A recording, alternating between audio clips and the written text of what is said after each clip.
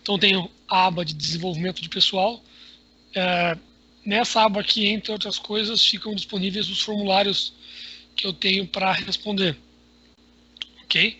Então aqui eu tenho, né, uma lista de formulários com data de abertura, qual é o formulário que eu estou respondendo, qual é a rodada, o tipo do formulário, se é uma autoavaliação, uma avaliação do tipo gestor, avaliação do tipo consenso, enfim. Qual é o avaliado, se é uma autoavaliação, naturalmente eu estou me avaliando, né? Conclusão, número de questões, aqui é a data, né? Número de questões do formulário, número de respostas do formulário, que eu dei até o momento, e o status. Bolinha verde é não iniciado, esse bonequinho aqui andando, que está em andamento, e quando não tem nenhum status, aliás, quando já está encerrado, aqui não tem nenhum encerrado, ele não mostra com nada. Tá, aqui eu consigo imprimir essa avaliação. Bom, então, vamos lá.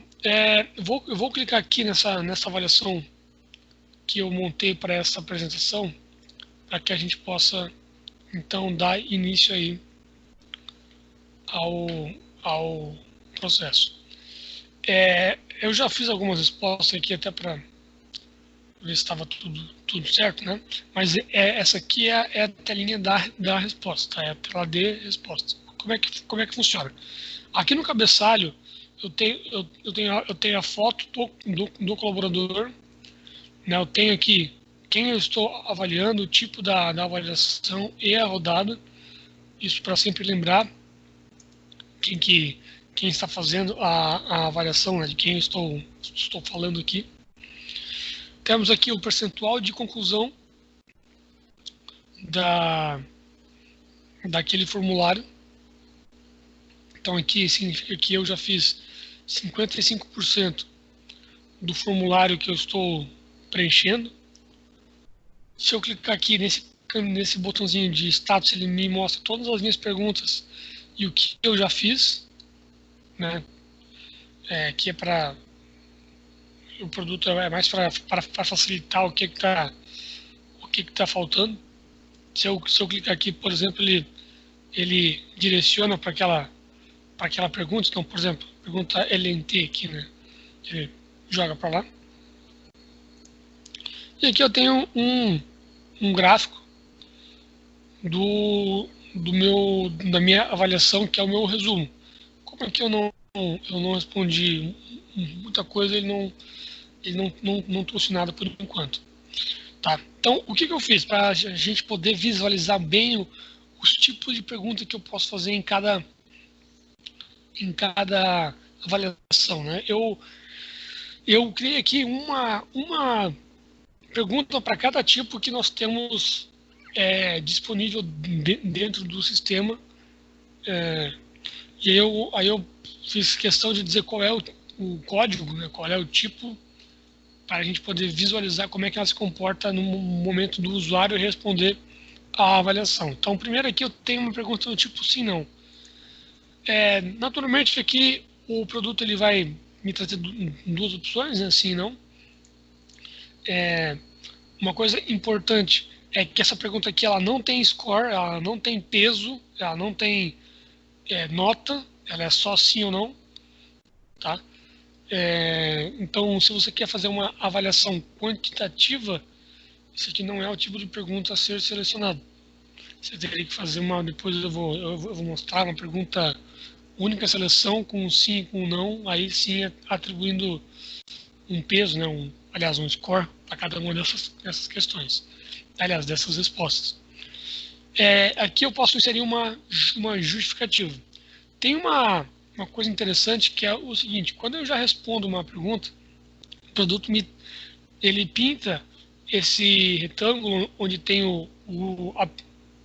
a pergunta e o título do grupo aqui, que no caso é questões, ele pinta com essa cor verde para sinalizar ao usuário que já foi respondido.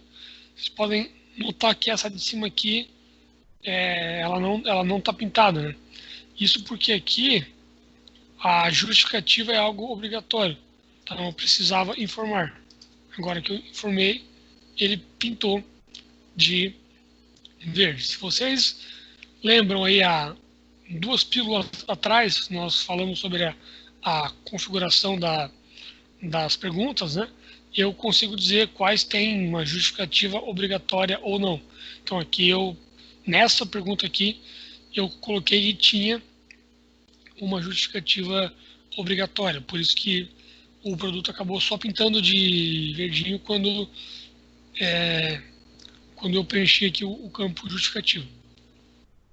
Ok? Então se eu clicar aqui no status, por exemplo, ele já marcou ela como concluído.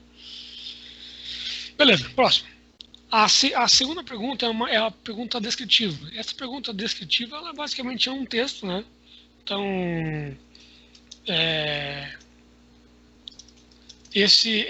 essa pergunta aqui, ela é geralmente utilizada aí para quando você deseja obter alguma informação subjetiva, né? Naturalmente que ela também não vai ter score, ela também não vai ter um peso, que é um texto. Então é aquela clássica pergunta aberta ou pergunta dissertativa, né? Aqui não faz sentido ter justificativa, porque já é um texto aberto, mas de qualquer forma você pode também parametrizar lá para que o produto traga aqui uma possibilidade do usuário justificar aquela resposta dele. Ok? Temos aqui depois a pergunta do código 3, que é a nota, onde eu escolho entre 3 opções aqui uma nota. Percebam o seguinte, se eu colocar 1, o produto já considera como respondido. 2, também respondido. Se eu colocar 3, eu preciso justificar. Esta é uma outra configuração que tem lá na pergunta, onde eu posso dizer que, dependendo da resposta que o usuário der, o produto ele vai exigir uma justificativa. Isso é algo até bem interessante, porque eventualmente você vai criar uma régua de avaliação que tem ali, por exemplo, 5 opções, né? E você vai desejar que o usuário justifique, por exemplo, as extremidades. Se ele botar 1, se ele botar 5, tem uma justificativa, né? Mas aí, claro, vai variar bastante conforme o tipo de avaliação que cada usuário deseja fazer. Então, essa aqui é a nota que é bem parecida, aliás, com a próxima, que é a única seleção. A única seleção aqui é, na verdade, a única diferença é que eu consigo botar texto aqui nesse cara. Então, aqui na verdade, vocês criam uma lista de possíveis respostas. Aqui tem score, né? Tem valor cada resposta. Então, essa aqui talvez seja o tipo de pergunta mais utilizado.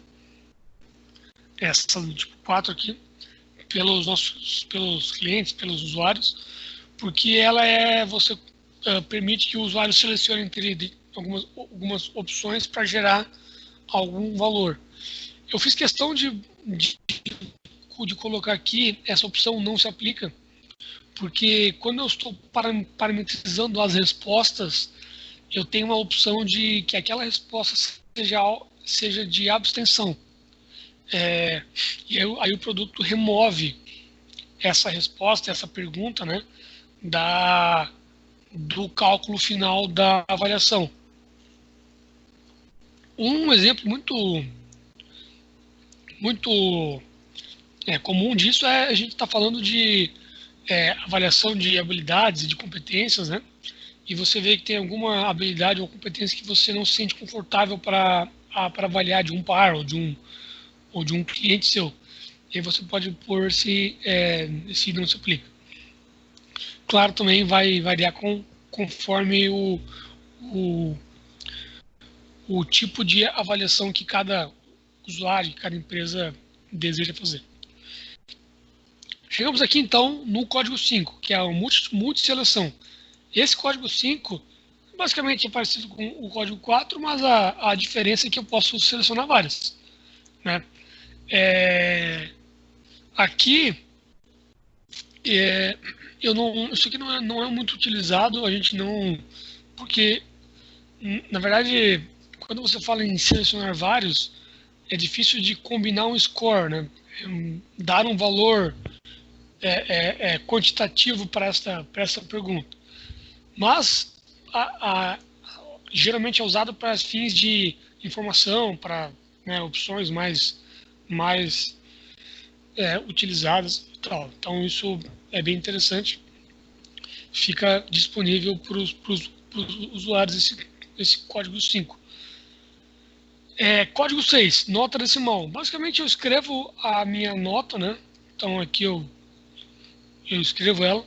5,77 é um exemplo. Esse aqui já é o número direto, então eu não tenho nenhuma transformação, nenhuma lista de opções. Eu posso também aqui, como as outras perguntas, colocar para justificar. Mas basicamente eu digito aqui a minha nota. Vamos seguindo aqui. Pergunta de código 7, informativo. É muito utilizada para ter uma informação dentro da avaliação, né? Tipo instruções, esse tipo de coisa. Esse cara aqui, ele não gera nenhuma possível resposta, e ele também não conta como uma pergunta respondida. Então ele é meio que ele fica aqui só para informativo, né? Então não tem nenhuma interação do usuário com essa pergunta. Só fiz questão de mantê-la aqui para que pudesse ver que ela existe. Mas ela é bem utilizada para gerar informações para o usuário final responder a avaliação. Se vocês vão notar aqui que eu pulei do 7 para 9, eu não pus o 8. Sim, o 8 é aquele tipo de pergunta que integra com o nosso módulo de habilidades. Por que eu não coloquei aqui? Porque ele gera uma pergunta exatamente igual ao código 4 aqui, para o usuário, né? Tem uns passos a mais lá na hora de você parametrizar o formulário, mas como ele gera exatamente esse tipo de pergunta aqui, então eu não coloquei. Mas tem também aqui o código 8. Bom, código 9, LNT. Esse código 9 aqui tem como objetivo, dentro da avaliação, você levantar necessidades de treinamento para que a área de RH possa se planejar com relação às necessidades aí da empresa. Então, basicamente, isso aqui é integrado com o módulo de treinamento do Single, né? Você dá um mais aqui. Eu posso selecionar um curso, sei lá, primeiros socorros, uma data de execução que eu julgo necessária aí para eu fazer esse curso e a prioridade dele. Né? Então eu posso criando aqui as minhas necessidades. Isso depois cai lá para o RH verificar. Ok? Também tem o PDI. O PDI é o seguinte, essas colunas aqui que eu tenho, né, descrição da ação e prazo, são todas parametrizáveis lá no cadastro da pergunta. Essas aqui não são da LNT, isso aqui é fixo. Essas aqui são. Então, posso criar aqui vários campinhos para montar o PDI. Né? Aqui, a gente tá falando especificamente de dois que eu criei só para demonstrar. Que eu vou botar aqui só para a gente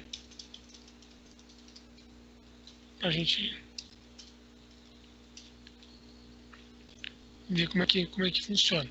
Geralmente o PDI ele é bem mais completo do que isso, mas a ideia aqui é só ver como é que a pergunta funciona de forma adequada. Por fim, aqui eu tenho a pergunta de contratação de metas. A gente falou também um pouco disso na pílula retrasada, no momento de configurar o formulário, onde é possível criar uma pergunta que o usuário possa contratar metas. Então aqui, isso aqui também é fixo, né? Basicamente ele tem aqui um objetivo, por exemplo, vender, sei lá, 1 milhão. Eu tenho um prazo, vou botar aqui 30 12 de 2020, e o peso daquela meta. Então, é bem simples, é só para depois, quando eu gerar uma nova rodada, apontando para essa pergunta aqui, eu vou poder inserir o meu resultado baseado nesse código de pergunta aqui, que é o código 4, ou no código 6, que eu posso fazer uma apuração tanto por indicador, né, quanto por resultado seco mesmo. Então, ele vai, se eu fizesse todo o processo de metas de volta, ele geraria essa pergunta aqui ou essa aqui. São os códigos 6 e o código 4. Aqui no nosso rodapé da página eu tenho algumas opções. Eu tenho a minha paginação, né? Essa quantidade de páginas aqui, ela é parametrizada conforme um parâmetro lá do formulário, que é o parâmetro de quantidade de perguntas por página. Ele é default 3, então por isso que ele é quebrado em 3 aqui. Mas isso é alterável. Aqui embaixo eu tenho as minhas páginas e os meus grupos. Então aqui, como está tudo no mesmo grupo, ele está quebrando por página, né? Mas eu posso ter vários tipos de grupo aqui. E aqui eu tenho dois botões, um de salvar e um de concluir. Se eu salvar o produto, só salva ali o formulário, e se eu clicar em concluir, ele encerra a avaliação. Vamos ver como é que vai funcionar aqui. Então ele encerra a avaliação. E aí, se eu quiser consultar, eu clico aqui e ele já me mostra essa avaliação finalizada. Ok? Então, falando especificamente de resposta da avaliação, é isso que eu tinha para passar aí para todo mundo.